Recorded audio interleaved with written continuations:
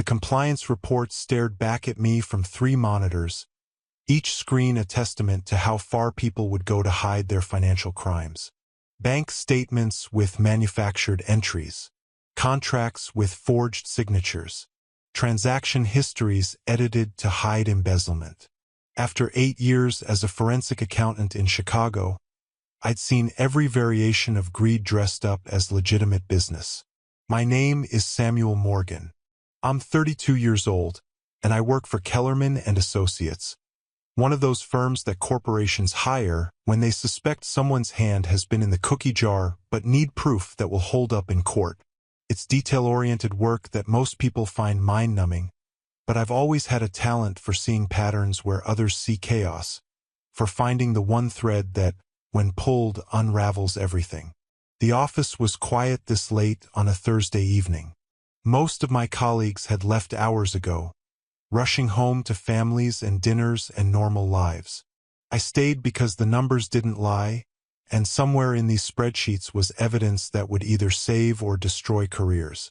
Also because going home meant facing the reality of what was happening there, and I wasn't ready for that confrontation.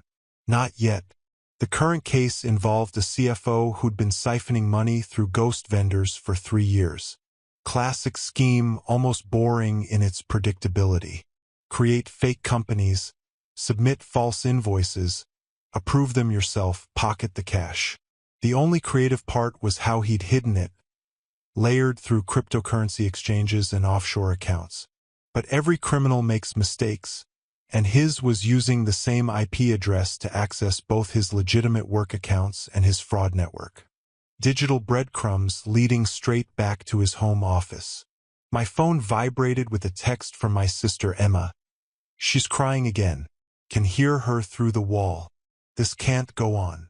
I stared at the message, feeling the familiar knot in my stomach tighten. 3 months.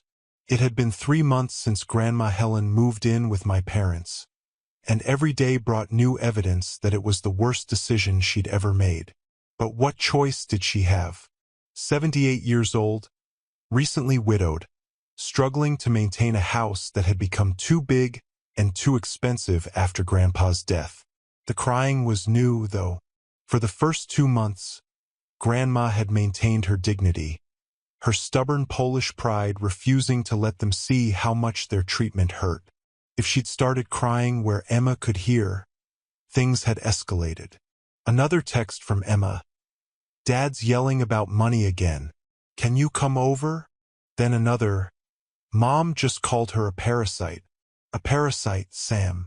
I saved my work and shut down the computers. The embezzlement case would have to wait. My own family's financial crimes needed attention, and unlike the corporate cases I investigated, this one came with emotional shrapnel that no amount of professional distance could deflect. Before leaving, I grabbed something from my desk drawer, a small digital voice recorder I'd purchased 2 months ago. High-quality, voice-activated, 8 hours of battery life. The kind private investigators used. The kind a forensic accountant might need when he suspected his own parents were committing elder abuse. The drive to my parents' house in Naperville took 40 minutes, each mile increasing the weight in my chest. I'd grown up in that 2-story colonial, had good memories of Christmas mornings and birthday parties and Grandma's visits, when she'd fill the kitchen with the smell of apple pie and stories about the old days. She'd lived in Michigan then, would drive down for holidays and our birthdays, always bringing her famous pierogi and that warm laugh that made everything feel safe. I remembered being 8 years old, helping her in the kitchen while my parents argued about money in the other room. Adults worry too much about dollars, she'd said, teaching me to fold the dough just right. They forget that the best things, family, love, good food, these don't have price tags. How wrong she'd been. Everything had a price tag in the Morgan household now. I parked down the street, not ready to announce my arrival yet. From my car, I could see the house's lit windows, could imagine the scene inside. Mom and Dad in the living room probably reviewing bank statements, calculating how much more they could extract. Emma in her old room, 28 and moved back home after her divorce. The only one besides me who seemed to see what was happening. And Grandma, confined to the small guest room that used to be Dad's office, probably wondering how her golden years had turned into this nightmare. The recorder fit perfectly in my shirt pocket, small enough to be invisible but positioned to catch every word. I tested it extensively, knew its range and limitations. I'd already captured a dozen conversations, each one worse than the last. Building a case just like I did at work. Only this time, the criminals shared my DNA. My phone rang. Emma, whispering, "Where are you?" "Outside." "What's happening?" "They found out about the CD. The 30,000 she kept. Mom's losing it. The certificate of deposit. Grandma's last financial safety net. The one thing she'd managed to keep hidden when she sold her house and moved in. She told me about it in confidence, made me promise not to mention it. Just in case, she'd said, though we both knew in case of what. How did they find out? I asked. Bank statement came today. Grandma usually gets the mail, but Mom beat her to it. Opened it right there in the kitchen. You should have seen her face, Sam. Like she'd found buried treasure. "I'm coming in," I said. "Sam, wait. Maybe we should." But I was already out of the car, walking toward the house where my childhood had happened and my grandmother was being systematically destroyed. The front door was unlocked. It always was, my parents too confident in their suburban safety to bother with basic security. I could hear my mother's voice before I even entered, sharp and accusatory, cutting through walls like the knife it was meant to be. $30,000, Mother. 30,000. Were you ever going to tell us about it? Or were you planning to hide it forever while we pay for everything? I stepped into the foyer, noting the changes since my last visit. New furniture, expensive and uncomfortable looking. A flat-screen TV that took up most of one wall. Updated kitchen appliances visible through the doorway. All purchased, I knew, with Grandma's money. The forensic accountant in me had done the math. House sale, $300,000. Savings accounts, $50,000. Life insurance cash out, $75,000. Total, $425,000. Current balance in my parents' checking and savings, maybe $40,000. Where had the rest gone? The new cars in the driveway accounted for maybe $80,000. The Hawaii vacation, first class everything, $15,000. New furniture and electronics, $30,000. That still left $260,000 unaccounted for. It's my emergency fund. Grandma's voice came from the living room, small but still trying for dignity. I need to keep something. You need. My mother's laugh was ugly. You live here for free. We feed you, house you, take care of you. What could you possibly need money for? Linda, please. That was my father. His voice carrying that weak protest that never actually challenged my mother's actions, just provided the illusion that he wasn't complicit. Let's discuss this calmly. Calmly? She's been lying to us, Robert. Sitting on 30,000 while we drain our savings to support her. I pressed record on the device in my pocket, the soft beep masked by my footsteps as I approached the living room. This conversation would join the others in my evidence file. Emma appeared at the top of the stairs, her face pale with stress. She'd lost weight since moving back home, the combination of her own problems and witnessing Grandma's treatment eating away at her. The divorce had been brutal. Her ex had cleaned out their accounts and left her with nothing but debt. She'd had nowhere to go except back to our parents, trading one form of abuse for another. I held up a hand, signaling her to wait, and moved toward the living room. The scene was exactly what I'd expected. Grandma sat in the old recliner, the only piece of furniture from her house they'd allowed her to keep. looking smaller than her 5-foot frame should allow. She wore one of her house dresses, the blue one with tiny flowers that I remembered from childhood. Her white hair, usually perfectly styled, hung limp around her face. Her hands clutched a tissue, knuckles white with tension. My mother stood over her, holding what looked like a bank statement, her face flushed with righteous indignation. She wore designer clothes that had appeared in her wardrobe recently, another mystery expenditure from Grandma's funds. My father sat on the couch, studying his hands like they held the secrets of the universe.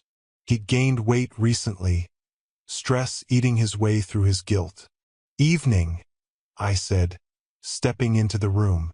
My mother whirled around. "Samuel, what are you doing here?" "Visiting my grandmother." "Is that a problem?" "Your grandmother," she said, emphasizing the word like it was an accusation, "has been hiding money from us. $30,000 in a CD we knew nothing about."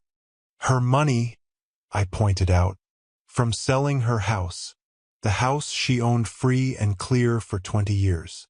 Money that should be contributing to this household. Do you have any idea how expensive it is to care for an elderly person? The food, the utilities, the medical expenses. The medical expenses you made her drop insurance to avoid?" I interrupted. "The food that consists of whatever leftovers you don't want? The utilities for one small room." My mother's eyes narrowed. "Don't take that tone with me. You don't live here. You don't see the daily burden." "Burden?" Grandma's voice cracked. "I'm a burden?" The word hung in the air like a poison cloud. I'd heard my mother use it before in conversations she didn't know I was recording. But never to Grandma's face. Never with such casual cruelty. "Mom, you didn't mean that," my father said. But his heart wasn't in it. He'd been going along with this so long he'd forgotten how to object effectively. "Yes, I did." My mother turned back to Grandma, her mask finally slipping completely. "You've been nothing but a drain since you moved in. We've spent thousands making this work." "You spent her money," I corrected, moving closer to Grandma's chair. "The $300,000 from her house sale. Where did that go, Mom? Because I don't see any renovations for accessibility. No medical equipment. No hired help. Just new cars in the driveway and a vacation to Hawaii last month." "How dare you?" "The forensic accountant dares," I said quietly. "Would you like me to do a full audit? Track every dollar from Grandma's accounts to yours? I bet that would make interesting reading." "Is that a threat?"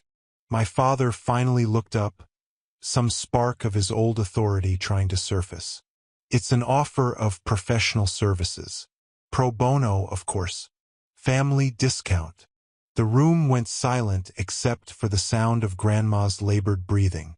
She'd developed anxiety attacks since moving in, her doctor said. Stress-related. I wondered what the doctor would say if he knew the source of that stress. "You need to leave," my mother said finally.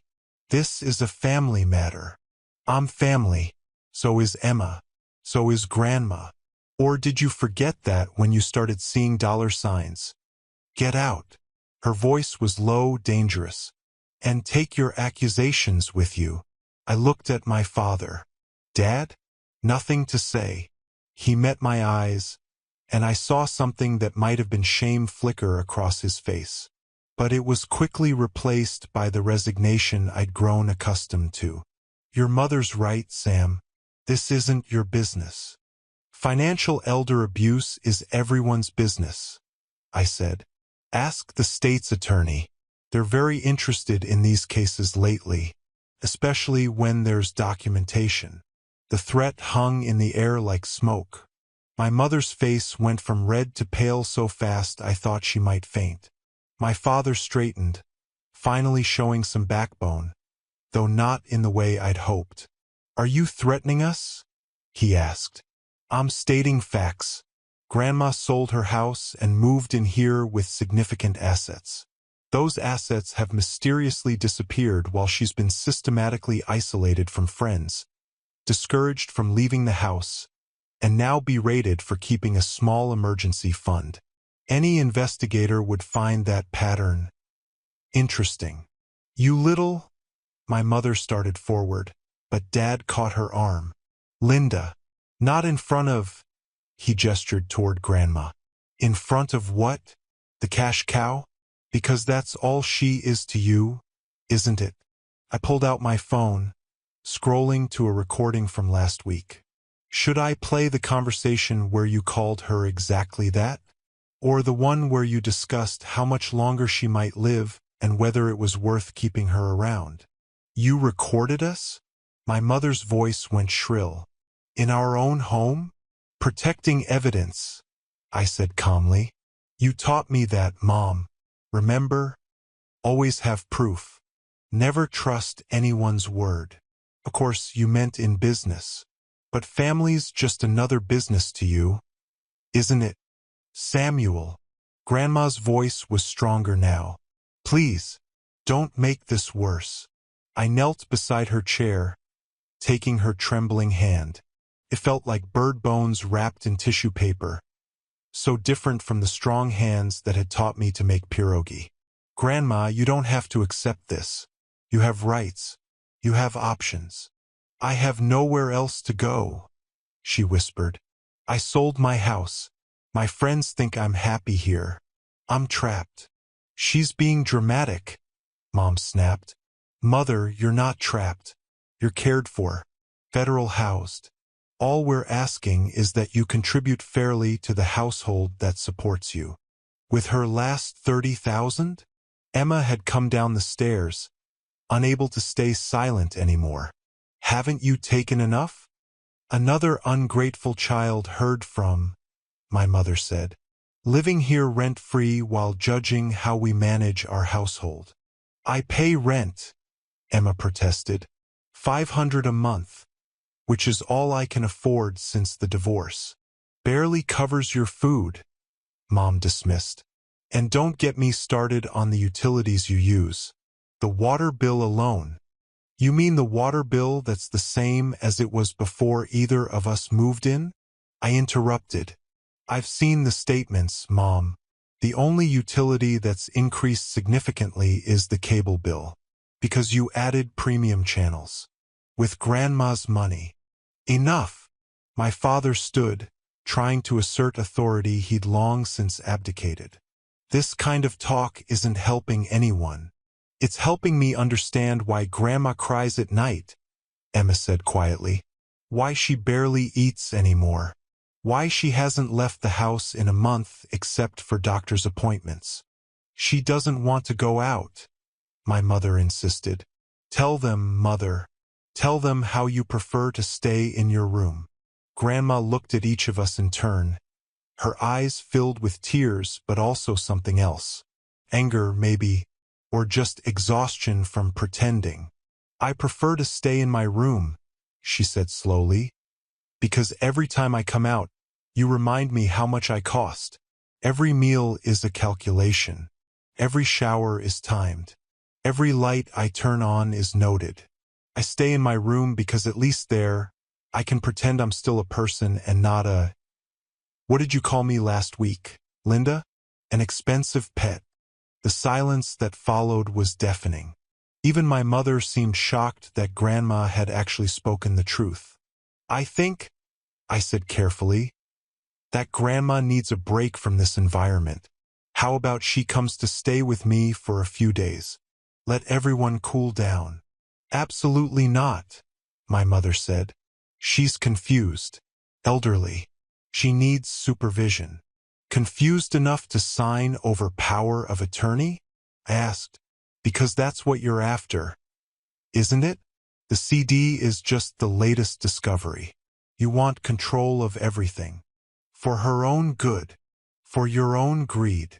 I turned to Grandma. Pack a bag. You're leaving. Samuel, I can't. They're my family. Your father is my son. Some son, Emma muttered. My father's face flushed. Emma, you don't understand the pressures we're under. The economy, the mortgage, retirement savings. So you steal from your mother? I stood, anger finally breaking through my professional calm. You let your wife treat her like an ATM with a pulse? You sit there while she's emotionally abused every single day. It's not abuse, my mother said, but her voice lacked conviction. We're providing care. You're providing prison. And charging her $400,000 for the privilege. I pulled out my phone again, scrolling to another recording. This one from a week ago when they thought Grandma was napping. My mother's voice filled the room. Need to get that CD information soon. Once we have power of attorney, we can move her to a state facility. Medicaid will cover it after the money's gone. 5 years, Robert. We just have to hide the asset transfer for 5 years. The silence that followed was deafening. Even my mother couldn't spin that into something benign. They'd been planning to strip Grandma of everything, then dump her in a state-run nursing home once the money was gone. That's out of context, my father said weakly. The context makes it worse, I assured him. The full conversation includes Mom researching which facilities have the highest mortality rates. Apparently, Grandma living too long would be inconvenient. Grandma made a sound like a wounded animal. Emma wrapped her arms around her, glaring at our parents with undisguised hatred. You monsters, Emma said. You absolute monsters. She raised you, Dad. When Grandpa died and left you with nothing, she worked 2 jobs to put you through college. And this is how you repay her. That was 40 years ago, my mother said dismissively. What has she done for us lately except drain our resources? What have you done for her? I countered. Except drain her bank accounts? Get out, my mother said. But her voice lacked its earlier authority. All of you. If she leaves, she's not welcome back. Ever. Perfect, I said. Grandma Emma, get your things. We're done here. Where will we go? Grandma asked, and the fear in her voice broke my heart. My apartment to start. Then we'll figure out something permanent. Something that doesn't involve being robbed by family. You can't take care of her, my mother protested. You work 60-hour weeks. You know nothing about elder care. I know enough not to steal from her. That's a good start. If she leaves, we're calling the police, my father threatened. Report her missing. Say you kidnapped a vulnerable adult. I actually laughed. Please do. I'll play them the recordings of you planning to commit Medicaid fraud. We'll see who gets arrested first. Those recordings are illegal. Those recordings are evidence. And I have dozens of them, including one from yesterday where Mom was on the phone with her sister, bragging about the cruise she booked for next month.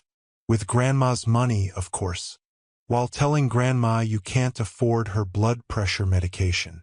That was news to Emma and Grandma.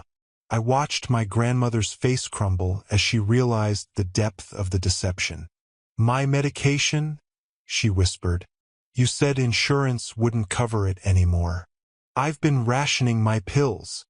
Because Mom pocketed the insurance money instead of paying for your prescriptions, I said. I have the pharmacy records, Grandma, and the insurance statements showing they would have covered 90%. You could have killed her. Emma exploded. Blood pressure medication isn't optional at her age. She's fine, my mother said, but she wouldn't meet anyone's eyes. I was going to refill it soon. When? After the cruise? After she had a stroke from uncontrolled hypertension. I was done being calm, done being professional. You know what? We're not just leaving. We're going to the emergency room first. Get Grandma checked out. Document any health issues caused by medication noncompliance. Add medical neglect to the financial abuse charges. Charges? My father's voice cracked. Sam, let's not be hasty. Hasty? You've been stealing from her for 3 months. Planning to steal more. Planning to dump her in a facility when the money runs out. The only hasty thing here is that I didn't act sooner.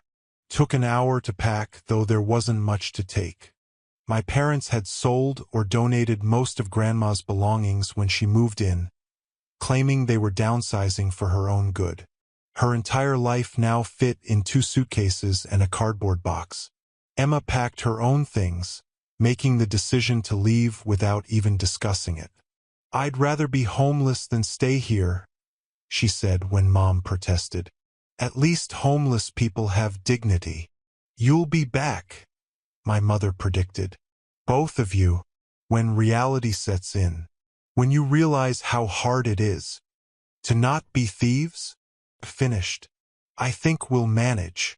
As we loaded the car, I noticed the neighbors watching from windows. The Morgans were having drama, and in suburbia that was better than cable. Good. Let them watch. Let them gossip. Let my parents explain why their mother and daughter were fleeing in the night like refugees. My father appeared on the porch as we prepared to leave. "Sam, can we talk? Man to man." "We're talking. I mean privately. No more private conversations in this family. You want to say something? Say it in front of everyone." He glanced at Grandma and Emma, already in the car, then back at me. "Your mother, she's not well. The stress of caregiving. The stress of stealing, you mean? She's seeing a therapist. Working through some issues. If you could just give us time. Time to finish robbing Grandma blind? No thanks. That's not. We never meant for it to go this far. Started small. Just borrowing from the house sale to cover some debts. We were going to pay it back. With what? Your retirement funds? Your equity? Or were you planning to win the lottery?" He had no answer for that, because we both knew there had never been a plan to pay it back. The money was gone, spent on luxuries and lifestyle inflation, on maintaining an image of success that was as hollow as their marriage. "What are you going to do?" he asked finally. "With the recordings? Whatever it takes to protect Grandma and recover what was stolen. Lawyer up, Dad. You're going to need it."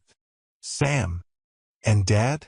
When you're talking to that lawyer, ask them about the penalties for Medicaid fraud. Ask about elder abuse charges. Ask about what happens when adult children steal from their parents. Because that's your future now. Not cruises and retirement. Legal fees and possible jail time." I got in the car and drove away, leaving him standing on the porch of the house they'd renovated with stolen money. In the rearview mirror, I could see my mother join him, both of them watching us leave like we were the ones who'd done something wrong. My apartment wasn't set up for 3 people, but we made it work. Emma took the couch, insisting Grandma have the bedroom. I made up a bed in my home office, surrounded by the tools of my trade, computers, filing systems, evidence boxes from various cases. It seemed appropriate. "I'm sorry," Grandma said as I helped her settle in. "I've ruined your life too now. You've done nothing wrong. Nothing. And my life was pretty empty anyway.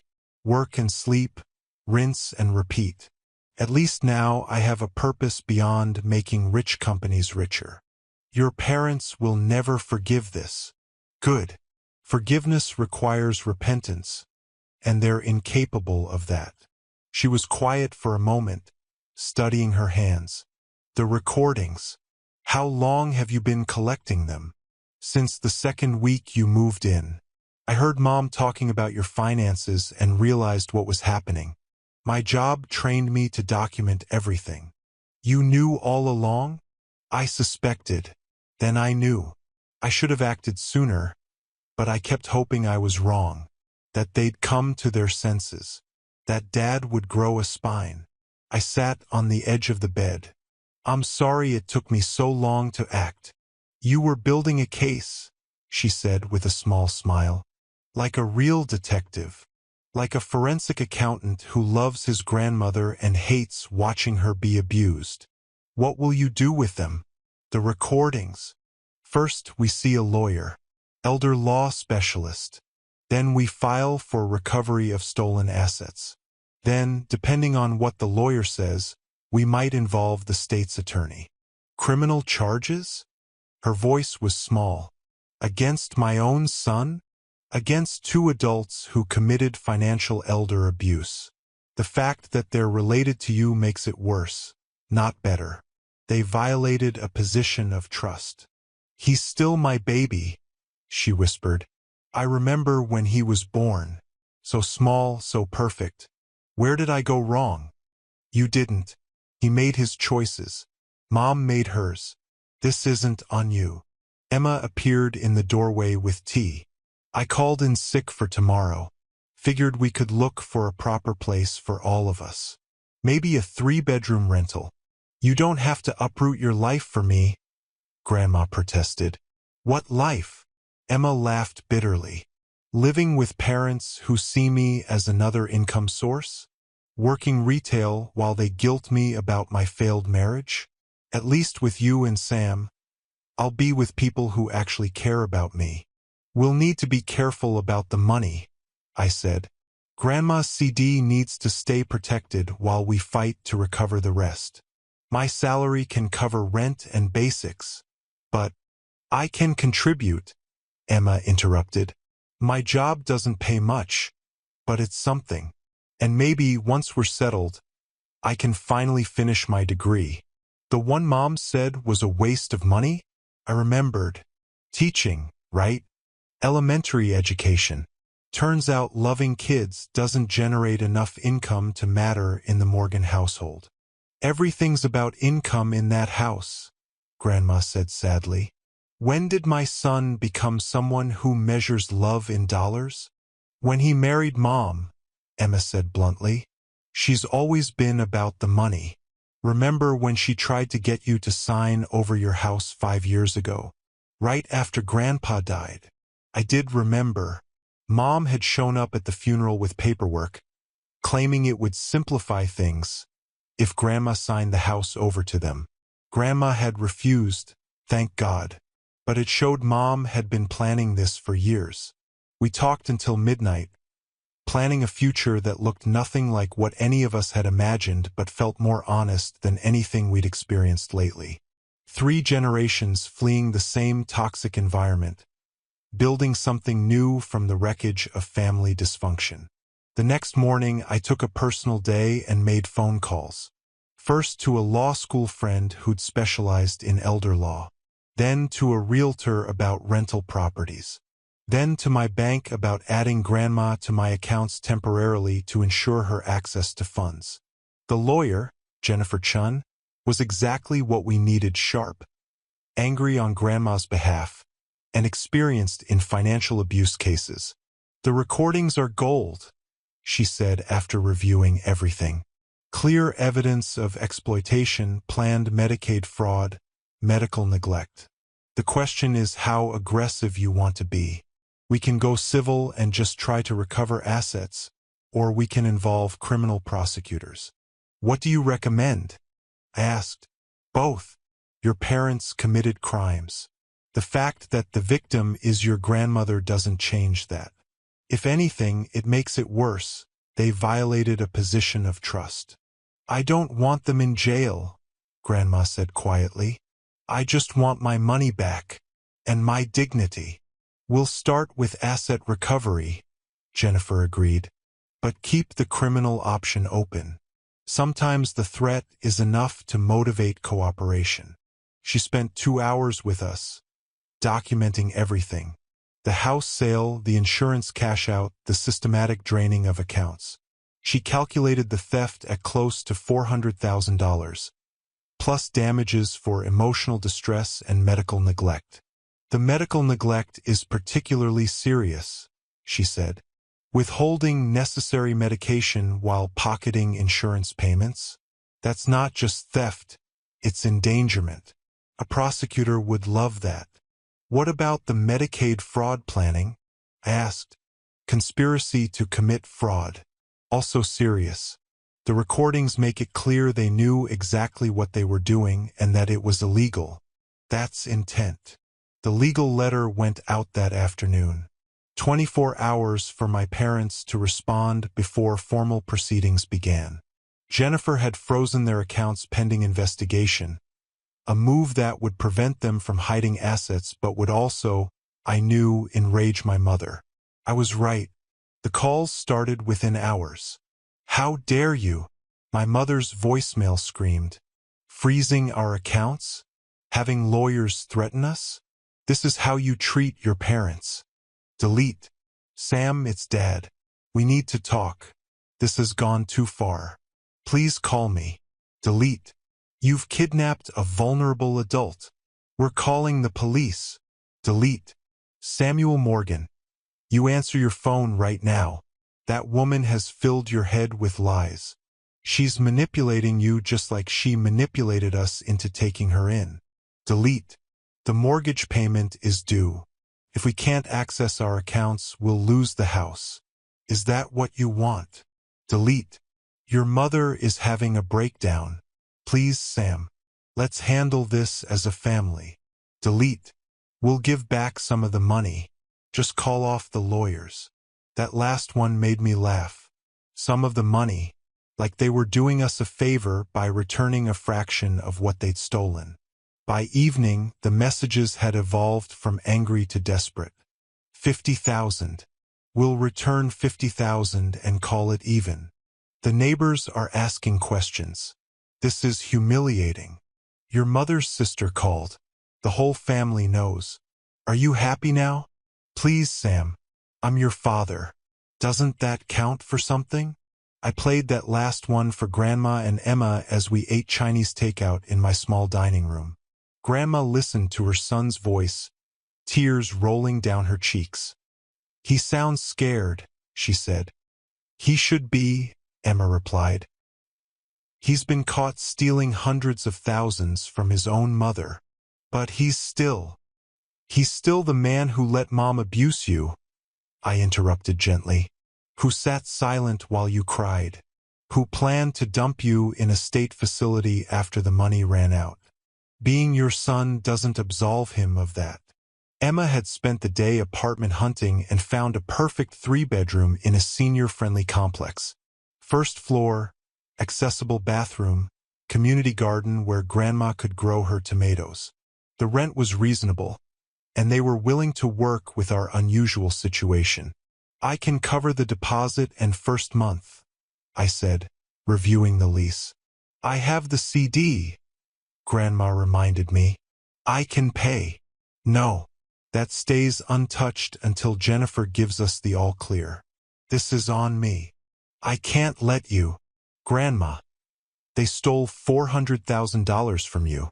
Let me cover a few months' rent without guilt. Okay?" We moved in that weekend. It wasn't much: second-hand furniture, basic supplies, empty walls waiting for personality. But it was ours, and more importantly, it was safe. No one yelling about money. No guilt trips disguised as concern. No emotional manipulation with every meal.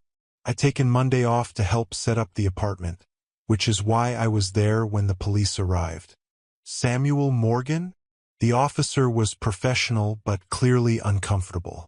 "We received a report of elder kidnapping and financial exploitation." "Of course you did." I stepped aside. "Come in, officer. Would you like to speak with my grandmother? Fair warning. She's probably committing the crime of making pierogies without supervision." Grandma appeared from the kitchen, flour on her apron, looking healthier than she had in months.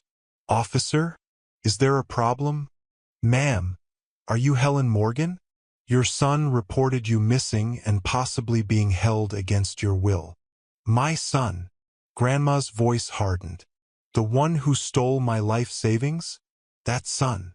The officer's expression shifted. "Ma'am, are you here voluntarily?" "More voluntarily than I was at my son's house, where I was prisoner to their greed." Would you like to hear recordings of them planning to steal my money and abandon me? My grandson has quite a collection. Recordings.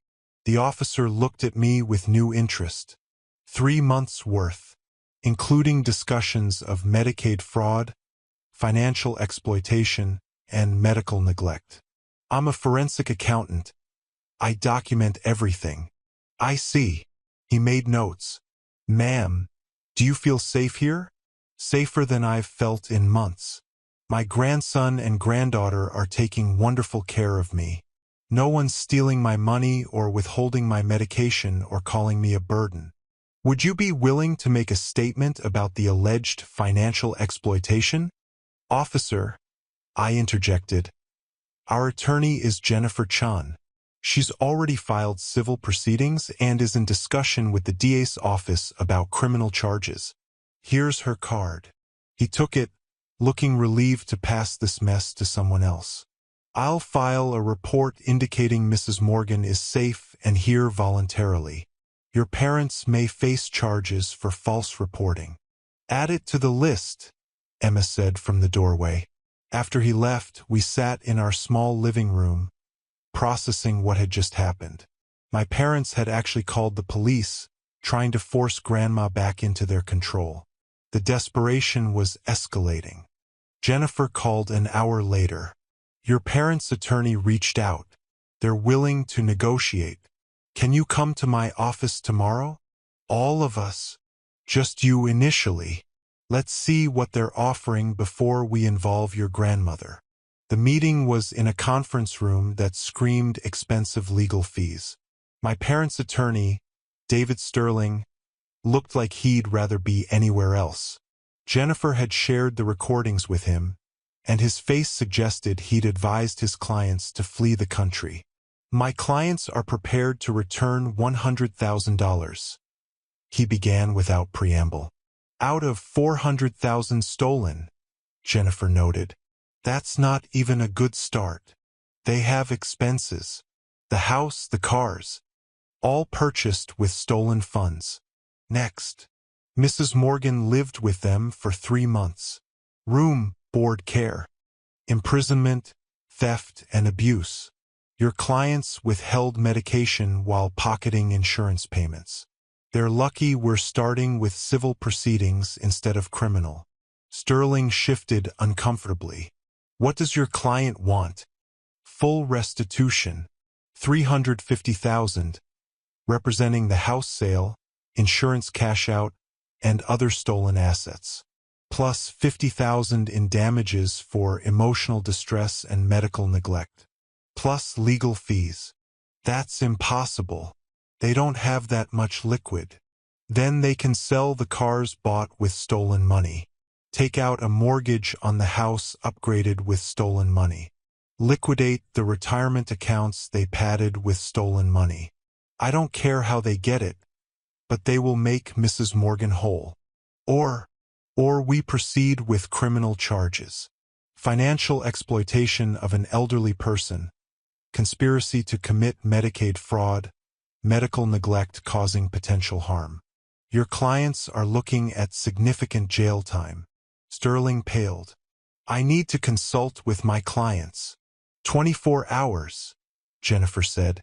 Then we file criminal complaints. I left the meeting feeling vindicated but also sad. It shouldn't have come to this. Family shouldn't require lawyers and threats of prosecution. But then, family shouldn't steal from their elderly mothers either. That evening, I found Grandma in the community garden, planting tomatoes with help from another resident. She looked peaceful, content in a way I hadn't seen in months. How did it go? She asked. They're scared. Negotiating. It won't be long now. And then you get your money back and they get consequences. And we never have to see them again unless you want to. I keep thinking about when Robert was little, she said, hands deep in soil. He'd help me in the garden, so eager, so sweet. When did that little boy become a man who'd rob his mother? I don't know, Grandma. Maybe he was always capable of it and just needed the opportunity. Or maybe Mom corrupted him. Does it matter? I suppose not. She planted another seedling with careful hands. The woman who owns that plot told me her son tried something similar. Wanted power of attorney, control of her assets. She had to get a restraining order. It's more common than people think. That's the saddest part, that my story isn't unique. How many grandmothers are sitting in spare rooms right now, being told their burdens while their children empty their accounts? Too many. But you got out. You're safe. That matters. Jennifer called the next morning. They've agreed to $200,000 in restitution. It's not everything, but it's substantial. They'll also sign papers relinquishing any claim to your grandmother's remaining assets and agreeing to no contact unless she initiates. Take it, Grandma said immediately when I relayed the offer. I don't want to drag this out. $200,000 is enough to live comfortably. The rest, let them choke on it. I wanted to push for more, but it wasn't my choice. We agreed to the settlement with one addition I insisted on, a public acknowledgement of wrongdoing. Not a full confession, but enough that they couldn't spin themselves as victims. The check cleared 2 weeks later. Grandma stared at the bank balance like it might disappear, then burst into tears. I thought I'd die poor, she admitted. Dependent on their charity, counting pennies, afraid to buy groceries without permission. You gave me my life back. You always had your life, Emma said. We just helped you remember that. The statement of wrongdoing was published in the local paper, a small paragraph acknowledging that Robert and Linda Morgan had mishandled family financial matters and agreed to restitution. It was carefully worded to avoid admission of criminal wrongdoing, but in a suburban community where everyone knew everyone's business, it was enough. My parents' social standing crumbled overnight. Mom was asked to resign from her charity boards. Dad's golf buddies suddenly had scheduling conflicts. The church they'd attended for 20 years suggested they might be more comfortable worshiping elsewhere. They sold the house within a month, the cars shortly after. The last I heard, they'd moved to a small apartment in Indiana, starting over with whatever was left after the settlement and legal fees. Part of me felt satisfaction at their downfall. Part of me grieved for the parents I'd thought I had, the family that might have been. Do you think they've learned anything? Emma asked one evening as we shared dinner. Grandma had made her famous pierogi, the kitchen smelling like childhood and safety. I think they've learned that actions have consequences, I said. Whether they've learned not to value money over people, I doubt it. People don't change that much, Grandma added. They just reveal who they always were when the circumstances are right. Your parents showed me who they were. I'm grateful you two showed me who you are. We settled into a routine. I worked my corporate cases by day, coming home to actual family dinners where no one calculated the cost of every bite. Emma enrolled in community college to finish her education degree, finally free to pursue her dreams without judgment. Grandma started a container garden on our small patio and rejoined her book club, her friends rallying around her like protective hens. She also became something of a local celebrity in the senior community. Word spread about her ordeal and recovery, and suddenly she was fielding calls from other elderly people facing similar situations. We started an informal support group, meeting monthly to share resources and stories. I never thought I'd be an activist at 78. She laughed after one particularly well-attended meeting. But if my story helps one grandmother avoid what I went through, it's worth it. The recordings I'd made stayed encrypted on multiple drives, insurance against any future attempts at harassment. Jennifer had advised keeping them indefinitely. Statute of limitations on elder abuse was long, and you never knew when evidence might be needed again. 6 months after the settlement, I got a letter. No return address, but I recognized Dad's handwriting. Sam, it read, I know you don't want to hear from me. I'm not asking for forgiveness or understanding. I just wanted you to know that I think about what happened every day. Your mother and I are in counseling, trying to understand how we became people capable of what we did. I don't expect you to care, but I needed you to know. Take care of your grandmother. You're a better man than I ever was. Dad. I showed it to Grandma, who read it twice before speaking. Do you want to respond? She asked. No. He made his choices. This letter doesn't undo them. But it shows he's thinking. That's something. Is it enough? She considered this. For reconciliation? No. But for his own soul? Maybe. Everyone deserves a chance to become better, even if the people they hurt can't be part of that journey. Emma was less forgiving when she read it. Counseling? Sure. Probably court-ordered as part of their plea deal to avoid criminal charges. Maybe she was right. Maybe it didn't matter. We'd built our own family from the ashes of the old one, and it was stronger for having been chosen rather than assigned by blood. A year later, Emma graduated with her teaching degree and got hired at a local elementary school. Grandma celebrated her 80th birthday surrounded by friends who'd stood by her through the worst year of her life. I made partner at my firm, specializing in forensic accounting for elder abuse cases, turning my family's tragedy into a mission to protect others. The recordings remained unplayed but not forgotten. A reminder that sometimes the best evidence is the kind you hope you'll never need to use. They'd served their purpose. Not just in court, but in showing my parents that their actions had consequences, that someone was watching, that abuse thrives in silence but withers in the light of documentation. 2 years passed. The small apartment became home in ways my parents' house never had. Grandma's garden flourished on the patio. Emma's classroom photos covered the refrigerator. My home office walls displayed thank you letters from elderly clients I'd helped recover assets from abusive family members. Then one day, browsing Facebook out of morbid curiosity, I found my mother's profile. Public because she'd never learned proper privacy settings. The photos showed a small apartment, modest furniture, my parents looking older and somehow smaller. The boastful posts about vacations and purchases had been replaced by inspirational quotes about redemption and second chances. The most recent post caught my eye. Volunteering at the local food bank today. Amazing how helping others helps heal your own soul. Never too late to become who you should have been. I showed it to Grandma, who studied it for a long time. She's trying, Grandma said finally. Or performing trying for social media likes. Maybe. But what if it's real?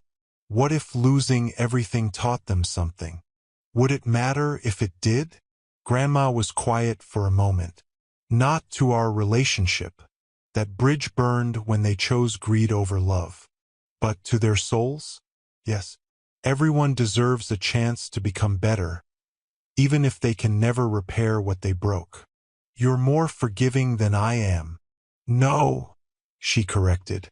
I just understand that forgiveness and reconciliation are different things. I can forgive them for my own peace without welcoming them back into my life. They're strangers to me now, but I can hope those strangers become better people. I thought about that a lot over the following weeks. About forgiveness without reconciliation. About consequences that teach. About the difference between justice and revenge. In the end, I wrote my own letter. Not to send, but to clarify my thoughts. Dear Mom and Dad, I see your posts about volunteering, about counseling, about becoming better people. I hope it's real.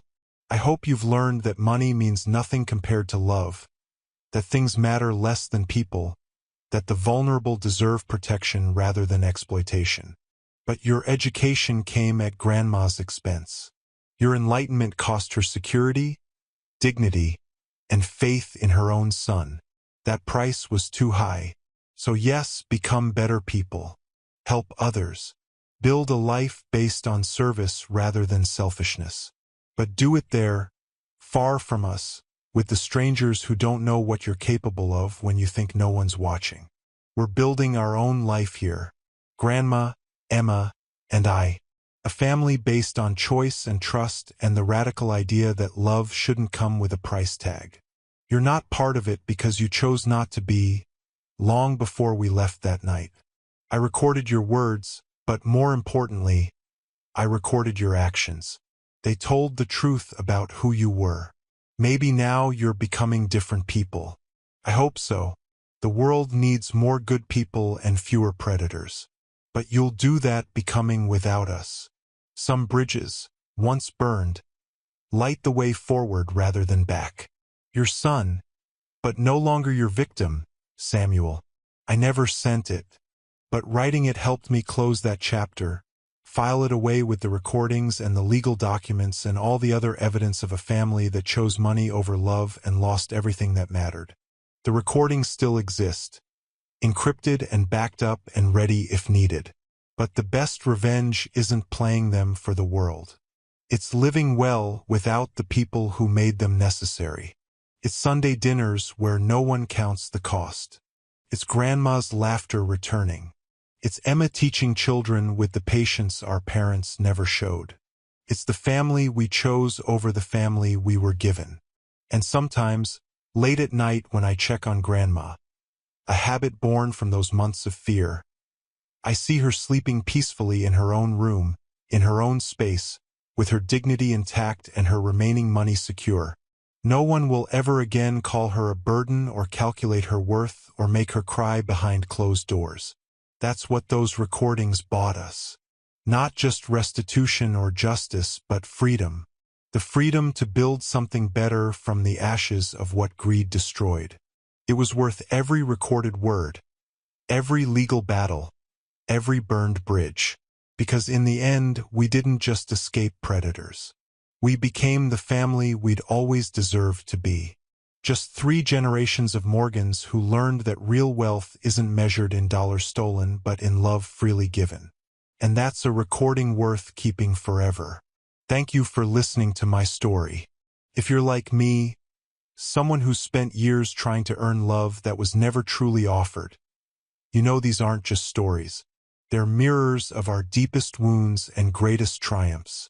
Subscribe if these stories resonate with your journey. Hit that notification bell. Think of it as our regular meetup, where we share truths that others might not understand. And please, leave a comment below. Tell me, have you ever felt like an outsider in your own family? What would you have done in my shoes? Your words matter to me, and they matter to everyone here who's walked this lonely path.